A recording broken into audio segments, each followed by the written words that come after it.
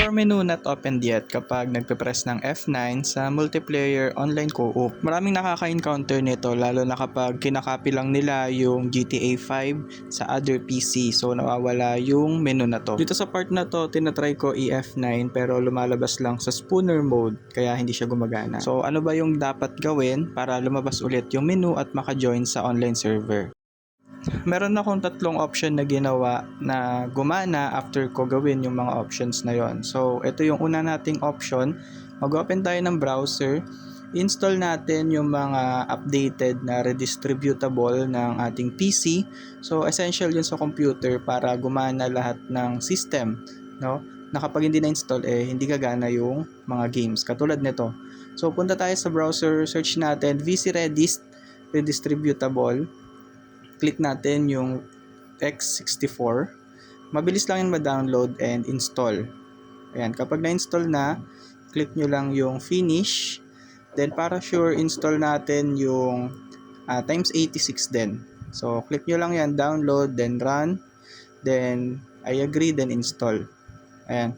So, once na na-install na, balik tayo sa GTA data folder natin. Run natin yung GTA kung meron ng lalabas.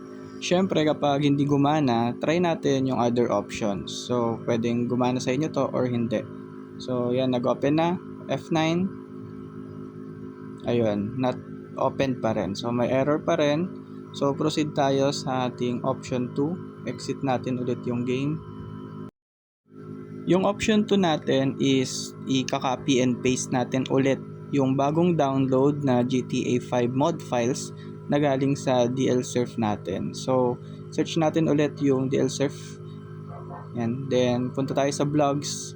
Ang ida-download na lang natin ulit is yung mod files na lang. Then, na-extract yon and i-copy and paste doon sa GTA data folder. Itong option 2 is hindi na natapos kasi medyo matagal i-download yung 3 GB na file na to. So, nag-proceed ako sa option 3 habang inaantay yung downloading nung GTA 5 mod files. So, sa option 3, ang ginawa ko naman is sinearch yung latest na file ng client ng multiplayer co-op. So, ito yung ginawa natin. Click nyo yung unang link na lalabas, pero hindi pa ito yung pinaka-latest. Ayan, merong latest file dyan. Yan, multiplayer co-op mod latest. Download, then pupunta kayo dito sa GitHub file nila or page. Click nyo yung client voice zip. Then, pag na-download, extract natin yon. Then, yun yung i-paste na panibago, no, na file ng ating client. So, sundan lang yung ginawa ko dito. So, once na na-extract na, puntahan natin yung folder na na-extract. Copy and paste nyo lahat yan doon sa GTA data folder tsaka sa scripts folder. Ayan, GTA data, paste, and as well as sa scripts folder, paste din.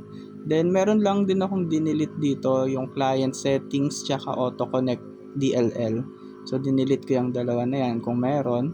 Then in-start ko yung GTA 5. So antayin natin kung meron na GTA 5 na menu sa F9. Fast forward na natin yung loading screen dito para mabilis na tayo at makapasok sa game. So ayan na. Try natin mag F9. At yun, meron na tayong menu. Meron pa rin lumalabas na error pero lumalabas na rin yung menu. So okay naman na yan.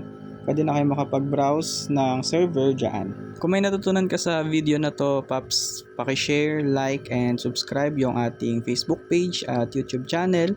Malaking bagay po sa atin yan para sa tuloy-tuloy na paggawa ng tutorial. And shout out pa rin sa mga loyal and active followers natin sa Facebook and YouTube. Thank you sa inyo mga Paps.